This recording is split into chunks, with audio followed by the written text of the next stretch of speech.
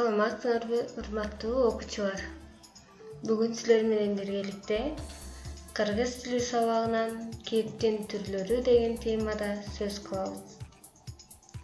Сабакка катышуу үчүн окуу куралдарыбызды жаныбызга даярдап, жагымдуу маанайда активдүү катышканы аракет кылабыз. Силер менен алгач биз өтүлгөн темаларды кайталап эске салып алалы. Тексттин темасы жана андагы негизги ой.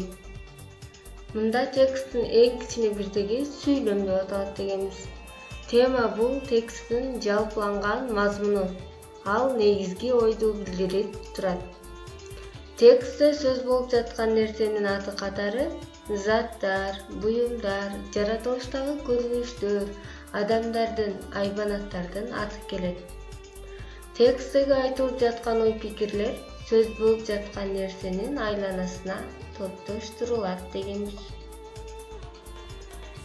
Ал эми план деген эмне? План кайсы бир иш-аракеттин аткарылышы тууралуу кыскача маалымат берип турат. Иш-аракетибизди иреттүү аткарууда жардамчы болот. План тексттин кыскача иштелип чыккан түрү. Мында тексттин мазмуну кыскача чагылдырылып турат.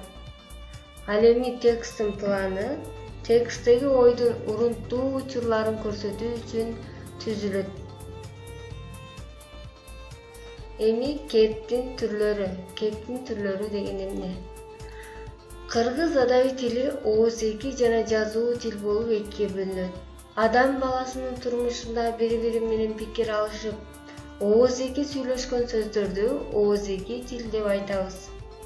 Ооз-эки тил пикир алышуунун эң зарыл куралы болуп саналат. Биз ой-пикирибизди баяндоо, сүрөттөө жана ой жүгүртүү аркылуу түшүндүрөбүз. Булардын бардыгы кээптин түрлөрүнө кирет. Демек балдар, кээптин түрлөрү баяндоо, сүрөттөө жана ой жүгүртүү болуп 3 топко бөлүнөт экен. Муну эсибизден чыгарбайбыз. Бүгүн силер менен биргеликте биз алардын ичинен баяндоо түрү, кээптин баяндоо түрү боюнча сөз кылабыз.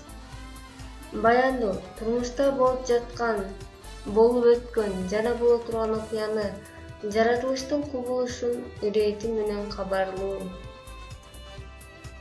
Ал эми ошол кабарлоо ооз-эки жана жазуу түрүндө берилет. Баяндоо аңгеме, жомок, уламыштарда кеңири колдонулат. Балдар, эсиңерге салсаңар, кыргыз адабияты сабагынан өткөн жомокторго кайрылгыла. Демек, ошол жомоктордо колдонулган кээптин түрү бул баяндоо болуп эсептелет экен. Эң көп колдонулган түрү баяндоо экен. Балдар, азыр силер менен кээптин баяндоо түрү боюнча жазылган текст менен таанышып чыгабыз. Кызык экен, билип ал. Куштар жылуу жакка учуп бара жатканда күчтүүсү чоңу алдында болуп, калгандары ээрси учат. Себеби абаны жирегени бат чарчайт. Алыс жол басып, тоо, токой деңиздердин үстүнөн учуп өтүшөт. Деңиздердин үстүнөн учуп бара жатканда эс алып, коноорго жер таппай көбү өлөт.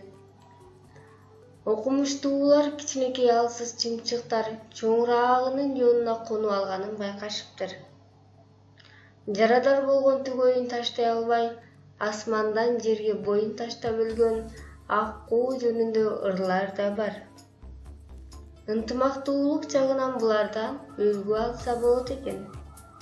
Демек балдар, бул жерде куштардын жылуу жакка учуп бара жаткандагы көрүнүшү бизге баяндап берди бул текстте. Демек, бул баяндоо түрүндөгү жазылган текст болду.